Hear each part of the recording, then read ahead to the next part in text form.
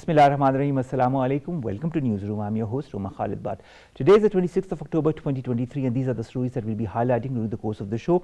We'll begin, ladies and gentlemen, with the Foreign Minister Jalil Abbas Jilani Saab's participation in the SCO, Chief of the Heads of Government under the auspices of the SCO, and of course his address to the auspicious gathering, and how he highlighted the different issues that pertain to the regional and national levels. This is going to be our first segment, in which he has highlighted the issues that we will be also highlighting during the course of our first segment. Then we are going to talk about natural disasters and of course climate change, and how that is impacting countries such as Pakistan. An international conference on climate change and disaster risk is being held in Pakistan, in Islamabad, starting from today and will continue till tomorrow. We'll be highlighting the different aspects of this international conference, of course with reverence and respect and reference to climate change and what is happening in Pakistan.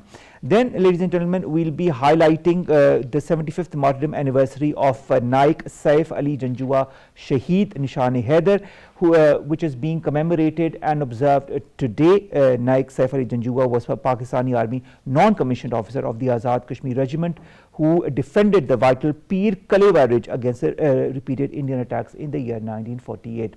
Then we'll be highlighting the US police launch for a manhunt of a man in Maine who has killed more than 20 people.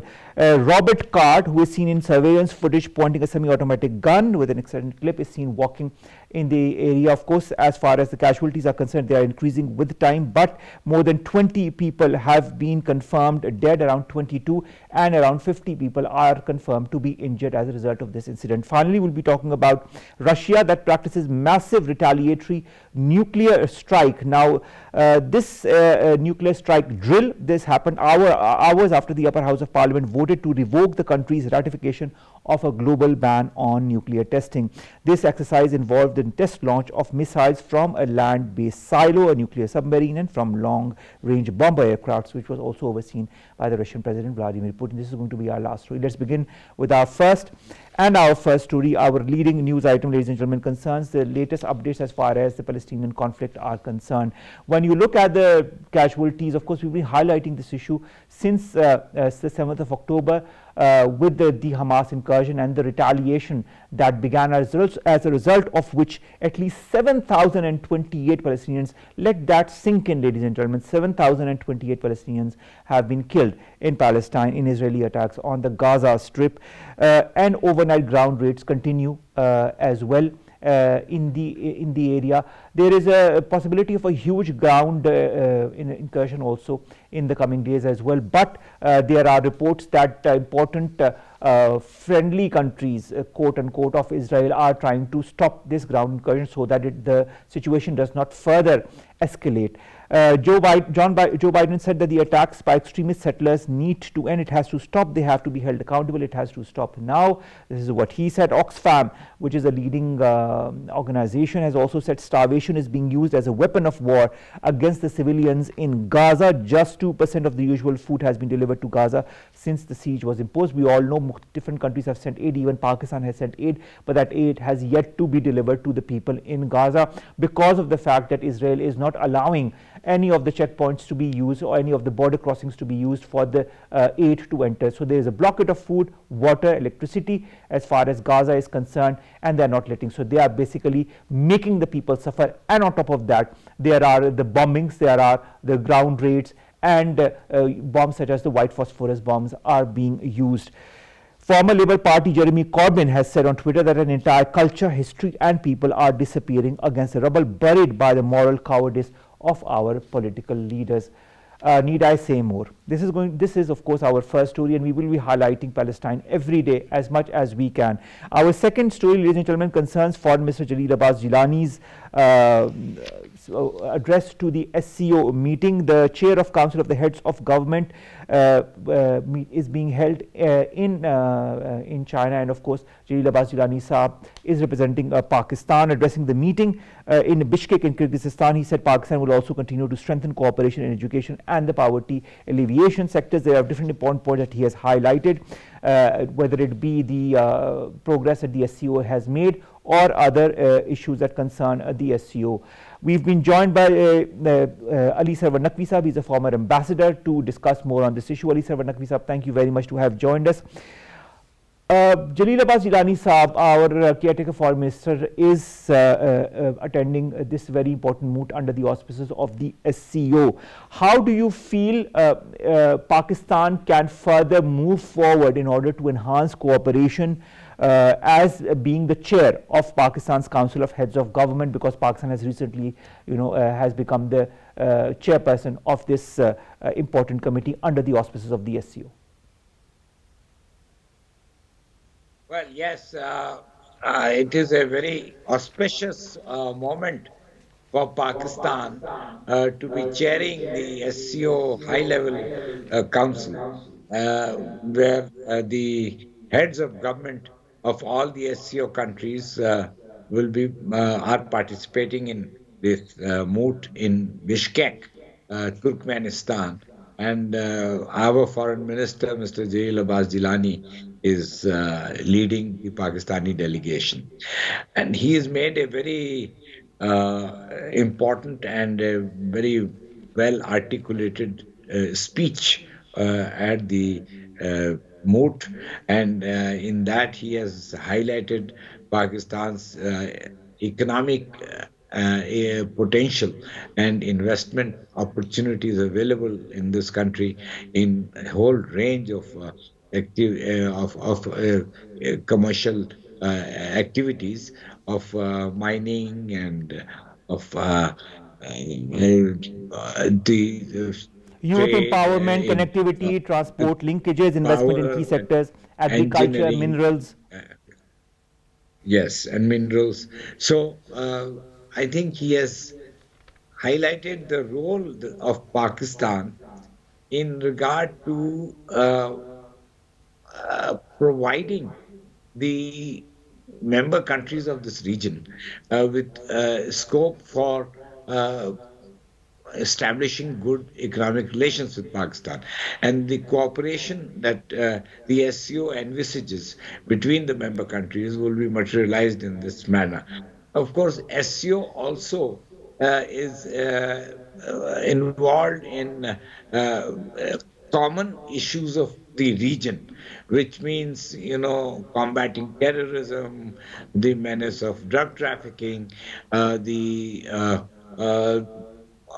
illegal transfer of populations, and such issues which are of common concern to all the member countries. And ever since Pakistan became a member in 2015, Pakistan has been playing a very key role in the SCO activities.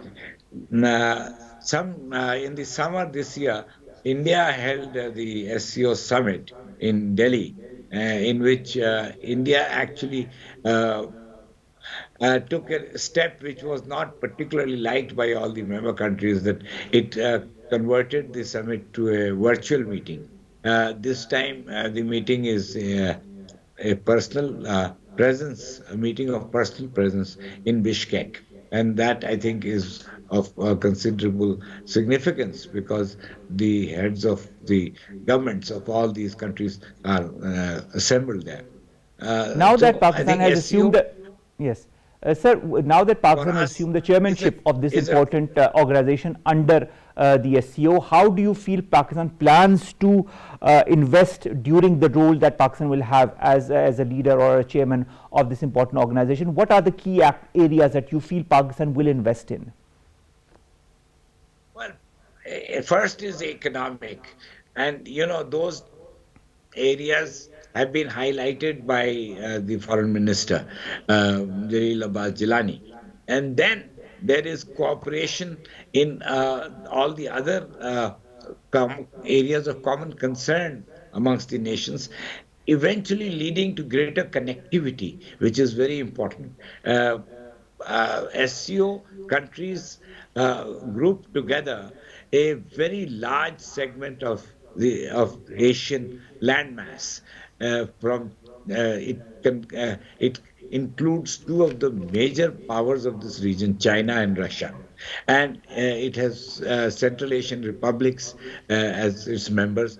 And in the subcontinent, both India and Pakistan are members. So there is opportunity for India and Pakistan also to work together on some issues, because unless we realize the importance of connectivity and mutual cooperation, there would not be the progress that this region deserves and is entitled to.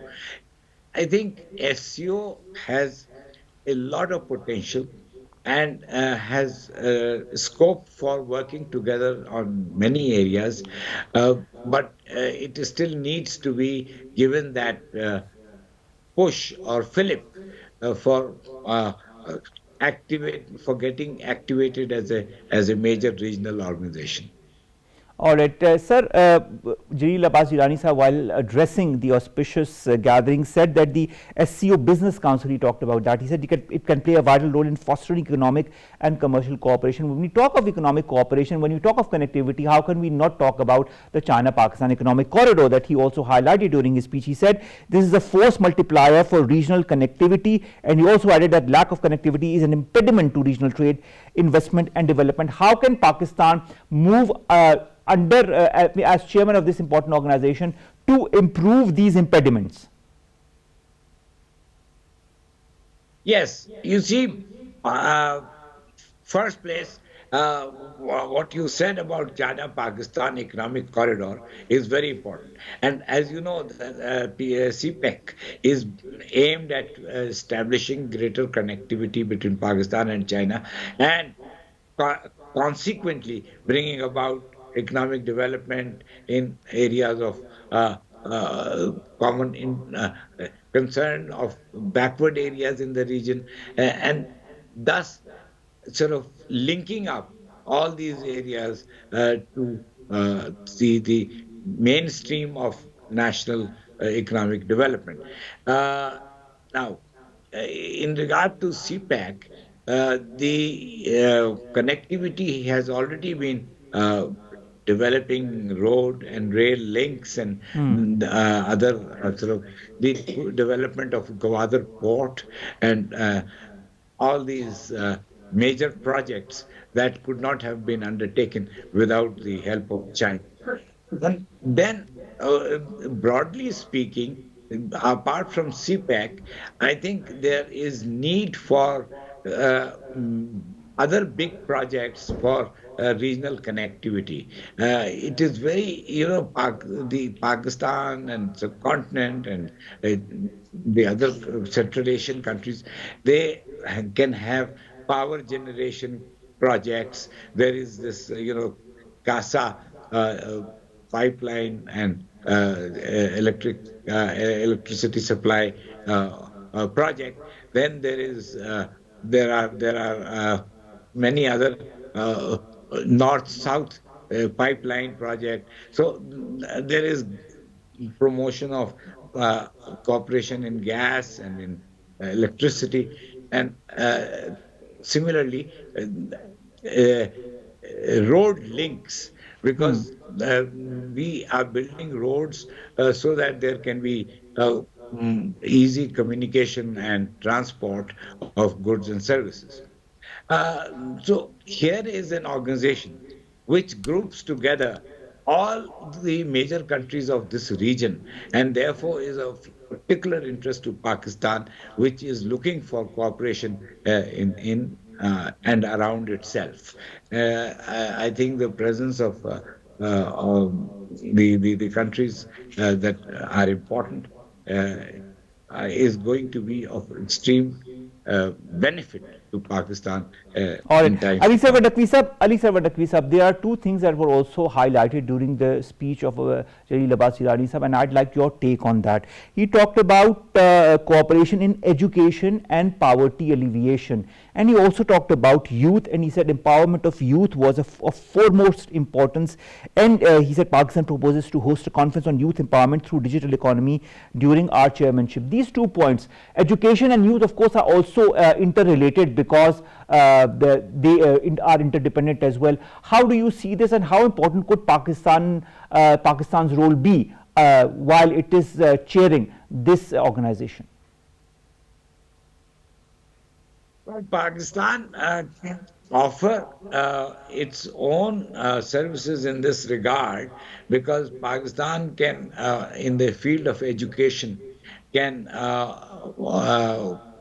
provide people with knowledge of the English language, for example, and they can be employed in those countries like in Central Asia. There is not enough availability of human resources in this area. Uh, Similarly, in regard to education, we have many other institutions. We have universities here. We have the Higher Education Commission, which regulates the work of the universities. So they can all extend cooperation. I think there is one area in which, in any case, there should be much greater connectivity between the countries of the region in regard to exchanges with universities, fellowships, exchange programs, and development programs for more education, for growth in the education field. Then I think poverty alleviation is extremely important, which again the foreign minister has highlighted. We can work together with other countries and thus try and combat poverty. Poverty alleviation is a task that is not possible for each country to undertake by itself. It must have cooperation from other countries, and I think this SCO forum will provide us with that. And And then there are, many other related areas of development that can be uh, used or exploited for better progress. all right, Ambassador Saab, I'd also like to understand, Iran is now becoming a full member of the SCO. How important will Iran's role be as part of this regional organization in the coming year because of its geostrategic and geopolitical importance? Extremely important. I think Iran is a country which is which owes we owe Iran a position in this because Iran is a part of the region and an important part of the region, and it brings with it uh, large reserves of gas and oil, which would be of benefit for the trade in these two areas for the other countries. Similarly, the Central Asian countries can also help promote trade in these vital areas of energy. So the prospects of SCO will improve with Iran's entry and with Iran's contribution in all these fields of investment and bilateral and multilateral development. Final question, Ambassador Saab, I'd like a short answer. The Afghanistan contact group is part of the SCO. Do you feel Jilani Saab, once he revives it and whenever he revives it, could also play an important role because of the regional situations that are changing with every passing day?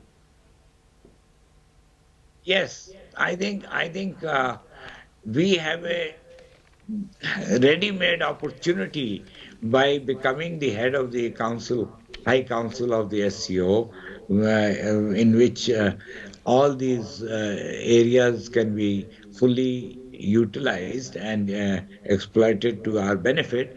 And I think Foreign Minister Jilani is uh, poised to take action in all these fields so that we can use the organization for maximum advantage to all. Hmm. I think Pakistan should utilize this opportunity by promoting greater cooperation, by promoting greater connectivity, and by addressing issues or areas like education and poverty alleviation and economic development in vital areas of economic activity like That is so oil true, and Ali gas. Naqvi Saab. The fact is that there are so many important factors that contribute to SCO as an organization that can further strengthen the SCO as an organization, and the role of Pakistan as a chair of the Council of Heads of Government is going to be pertinent in the fact that Pakistan understands what the region needs and understands what the different requirements of the countries are, how to bring all those countries together. And I think we will be seeing a lot of good news coming from Pakistan's front under the auspices of the chairmanship of the Council of Heads of Government. Thank you very much, Ali Naqvi Saab, former ambassador, to have joined us, to have talked to us about this very important move that is happening as we speak, and of course represented by our caretaker, Foreign Minister Jalil Abbas Irani Sahab. We'll be back after a short break. Stay tuned.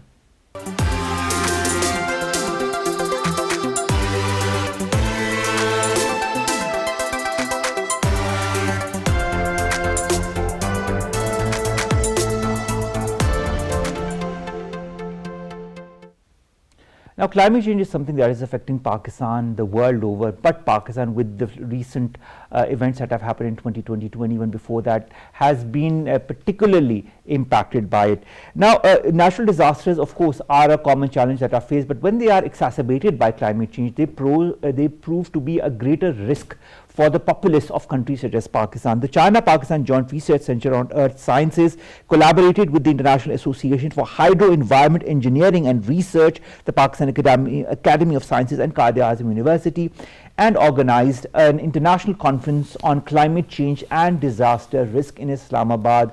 And it has started and of course will continue till tomorrow. It began yesterday, will continue till tomorrow evening as well. To highlight different aspects of that, the importance of holding such a moot, such a conference in Pakistan, and what are the important points that we can take out of it and make the necessary changes in our environment, in our country, and in the regional countries as well. We've been joined by three guests. Let me introduce them to you one by one, and all three are in the studios. On my very right is Professor Qasim Sahab. He's the Minister for Education in Khyber Pakhtunkhwa. Thank you very much, sir, to have joined us. Our second guest is Professor Lijun. I hope I pronounced it right, sir. You are the Deputy Director General, Institute of Mountain Hazards and Environment at the Chinese Academy of Science in China. Thank you very much, sir, to have joined us. Our third guest is Professor Mumtaz Shah. You are the Project Director of the CPJRC. I hope that it was correct. China-Pakistan Joint Research Center on Earth Sciences. Thank you very much to all three of my eminent guests to have come all the way to the studios to talk about that. Let's begin with you, Professor Qasim Sahab. Natural disasters, climate change are a very deadly combination, especially for countries such as Pakistan. What is the global significance of the conference such as what is happening today, and how can we change our lifestyle and our environment as a result of that? Thank you very much for inviting me. There is no doubt that the earth is warming, and probably this year we are going to touch 1.5 degrees centigrade increase since the 1800. Pakistan, unfortunately, is considered to be one of the, which is the seventh most prone countries to environmental degradation, environmental change. Basically, this conference has two purposes. One is that the China-Pakistan Joint Research Center was inaugurated yesterday. It was inaugurated earlier, but the groundbreaking ceremony was performed yesterday. And this conference is an accompaniment of that. It was organized, as you said, by the conference. Many papers have been read. The idea was that we, in very simple terms, we think that good education awareness, I mean of the masses, as well as good research can reduce the after effect of natural disasters to a great extent. There is no doubt that natural disasters would continue to occur. It's nothing new. During the Earth's history, such things have been happening. But the intensity is obviously magnified when there is another element, as you said, the deadly combination of climate change and natural disasters. So this conference is, number one, to increase awareness, number two, to create collaboration between China, Pakistan, and several other countries which were represented in this conference. And the third is to sort out collaborative activities for future studies that can help us in understanding and mitigating the dangers of the climate change. Wonderful, and I hope that the tangible results are taken as a result of this, the different papers, as you said, that were read out and will continue to be read out tomorrow as well on the last day of this important conference. Professor Lijun, why is the China-Pakistan Joint Research Center on Earth Sciences? I should also ask you that, but I'll ask first our Chinese guest, collaborating with the international organizations and universities to organize this conference. What are the main objectives, and have you achieved those objectives in these 2 days that the conference has been held? Thank you very much. And why we organize this conference? Because our institute, Institute of Mountain Hazards and Environment, Chinese Academy of Sciences, based in Chengdu, and our main research topic is disaster risk reduction regarding geological disasters like landslides, debris flows, and dammed lake, and also glacial lakes. And that is our main research area, and we conducting research and conducting disaster risk reduction activities in this area. Also, international collaboration, share knowledge in these fields. And as the China-Pakistan Joint Research Center will be established at the Quaid-i-Azam University, and co-founded by both Pakistan and China sides, and leading by our institutes and Quaid-i-Azam University. And we think organize this kind of conference and can enhance the knowledge from both countries and share our knowledge and information and our research achievements, and to enhance the capability of disaster risk reduction. And also this time is a very special time because it is a ground breaking of the center. At the same time, we organize this conference and to bring the center to a wider audience. And I think before this conference, we already conducted a lot of collaboration regarding disaster risk reduction in Pakistan and China as well, and together with Professor Qasim and Professor Mumtaz Shah, and also other professors from other universities like NAST, like University of Peshawar and KIU. So we, in the future, I think we will organize this kind of conference or workshop frequently, more frequently. I think it's important because it helps the member countries or the different organizations that are involved, the different researches that are being done, to be combined together as one, and to have a tangible result as to what can be done for disaster risk reduction. Professor Mumtaz Shah Sahab, your organization has been paramount when it comes to holding of this very important conference as well, and of course the groundbreaking, and we congratulate you for that, and we look forward to many good things coming out of the different researches and that will be taking place under the auspices of that. When we look at disaster risk reduction, and we look at Pakistan, whether it be GLOFs, you talked about, like Pakistan is frequently subject to GLOFs, then we have earthquakes, then we have landslides, then we have floods, and there are so many other issues concerning climate change. Sustainable development goals by the United Nations also address these different issues and how we can work upon it.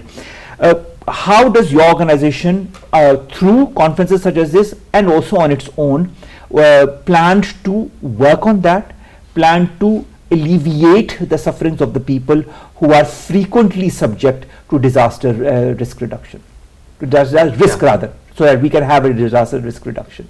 Thank you so much. In fact, I would like to say that it was the need of the hour to establish such kind of center in the countries which cater the sufferings of the people of Pakistan, as well as the areas which are being badly affected by the natural calamities, I would like to say. And these natural calamities, we have to live with that. And ultimately, we have to get this as an opportunity, that to convert these disasters into opportunity. And in the future, you will see that we will be able to have established collaboration with our partner countries, just like China. And by the support of China and other countries, we will be able to have the to cope up these calamities, and further studies will be done so that we can be able to convert these disasters into opportunities. Professor Mumtaz, are there some particular objectives that you have in mind that, for example, in the next 6 months, this is what we achieve to do in collaboration with China and their partners? Yeah, first of all, you know that the CPAC is it's the 10th annual the 10th years of the BRI, in fact. So we are looking up to have these big projects in the CPAC, and these CPAC projects are mostly being associated to areas which are prone to such natural disasters. And in fact, we need to safeguard these big projects, like huge dam projects which are there in our north, which need to be secured. And ultimately, the center will work on these issues of natural disasters to safeguard these major projects. All right, Professor Qasim Jan, you're the Minister for Education as well. When it comes to education, you know, we have a huge bulk of youth in our country, and this is the youth that is going to, you know, make the necessary endeavors for the future of our country. What measures are being taken to include Pakistani students in the transformative research that, for example, institutes such as these will be doing in the coming months? Well, actually, you're now talking about higher education, because you're talking about research. There is I would say, paradigm shift in the type of research that Pakistan had been doing, or in overall research Pakistan had been doing 20, 30 years ago than what it's doing today. We have better facilities for research. Many of Pakistanis have obtained higher degrees from universities abroad, both from the West as well as from China. There are thousands of people, thousands of students of Pakistan origin studying in China.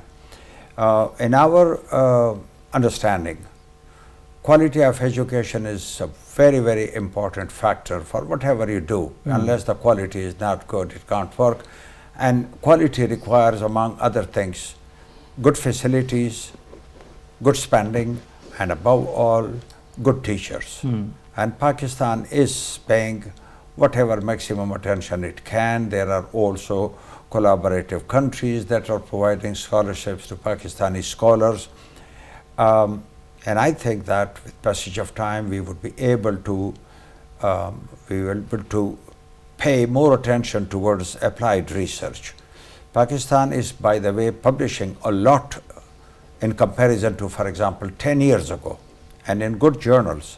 The priorities have changed, I think, as far as education is concerned. But the research has so far not contributed much to national economy.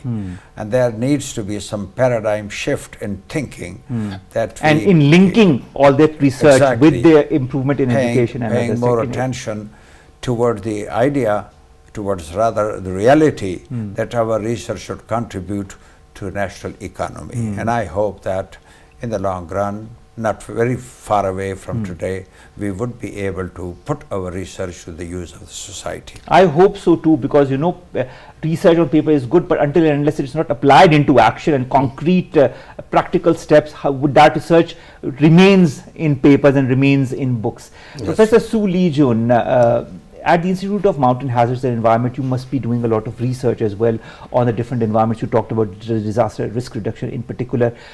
The applied research that Professor Saab also alluded to, do you also work a lot on that in different fields? And do you apply that research into practical endeavors, into practical steps? Do you also advise, for example, the government on how to move forward as far as disaster risk reduction is concerned?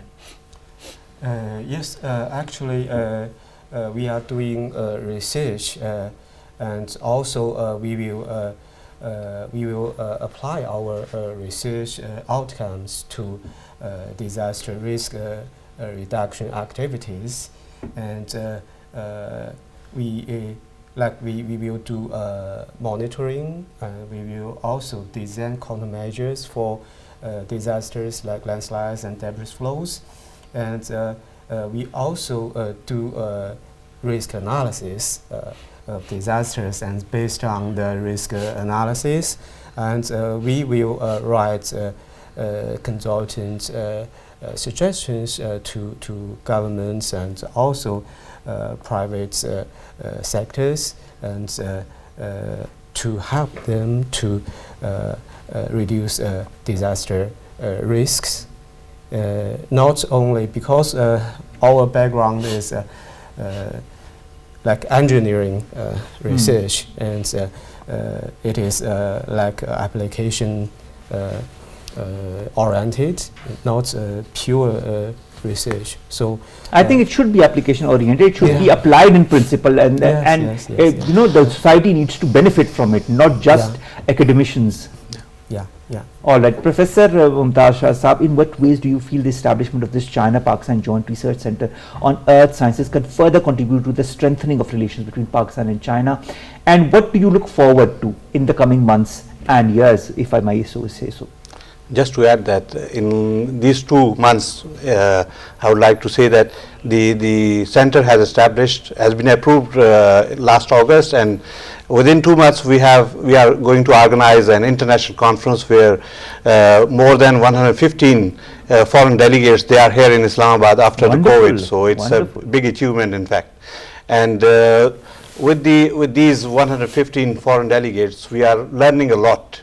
In fact, they are presenting their experiences, what they have learned in different parts of the world, and we are getting a lot of experience out of it. So ultimately, in the future, we will be initiating collaboration with them, and we will get benefit from their expertise, and ultimately, it will be a game changer in the field of climate change and disaster risk.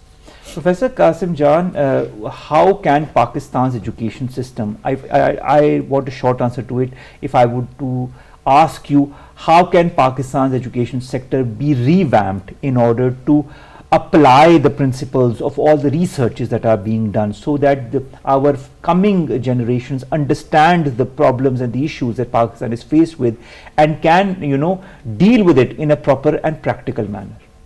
देखिए, एक simple answer है. Pakistan has to improve its quality of education. We are spending a lot of money. For example, KP government is spending 23.5% of its budget on education, but even that is not enough.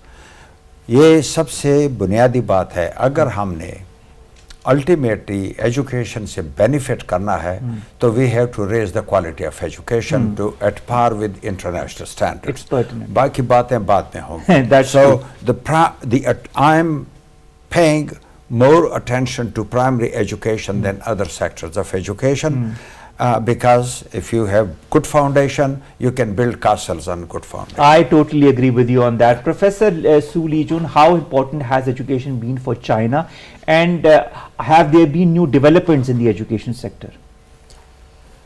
You mean higher yes, education? Higher education, yes. In China, I think it is very, very important for higher education in China, and actually the higher education in China has developed pretty much during the 20, 30 years, and also I think China benefited a lot from the increased investment in higher education in both I think economy and also research. I think very wide aspects, yeah, and because I think like research, and we need high quality students and to do research, and so higher education is paramount, is very important for yeah. China. Last question, Professor Mumtaz Shah. Earth sciences, when somebody talks earth sciences, a lot of people don't understand the exact value of it in forms of education and practice or research. Do you feel the times are changing as far as the new sciences, the earth sciences, the importance of subjects that will be researched upon in your institute in the coming months and years? Do you feel that change is coming in a society such as ours to better understand what the priorities for our country are?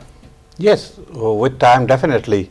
The people we are thinking on that we need to apply our knowledge for the betterment of our society. That is the paramount. And ultimately, what we need to do is to shift our academics towards the betterment of the society, and that is what the objective, the primary objective of this center is. That you know that in the last few years we have suffered a lot. In 2022 we had a natural disaster like floods which had affected 30% of our country, and that is what we are looking at, that we need to think about how we can be able to reduce these natural disasters and mitigate these natural disasters, and by the end of the day how we can be able to have change this particular disasters into an opportunity. And this is what we need to do, change disasters into an opportunity and make things for the better, whether it be in Pakistan or whether it be in China, and through collaborative efforts between these two important brotherly ironclad countries. I think nothing could be said better than what we have just discussed as far as the role of education, as you yourself have said, Professor Qasim Jan Saab. Primary, secondary and tertiary, but of course we always start from the beginning, and if it's a strong base, then the children grow up to be better adults and more informed adults. And of course the role of research in this current day and age, where disaster risk reduction is a very, very important and pertinent topic, especially for countries such as Pakistan. Thank you to all three of my guests, Professor Qasim Jan, Professor Lijun and Professor Mumtaz Shah, to have come all the way to the studios to have talked to us. Kindly stay, we are just at 5 minutes before we finish the show, and then of course we'll take you with us to the outside the studios. Till then, ladies and gentlemen, let's discuss the last three stories very, very quickly. Today is the 75th martyrdom anniversary of Naik Saif Ali Janjua Shaheed, who is a Nishan-e-Haider in 1948. He, as being a Pakistan Army non-commissioned officer of the Azad Kashmir Regiment, defended the vital Pir Kaleva Ridge against repeated Indian attacks.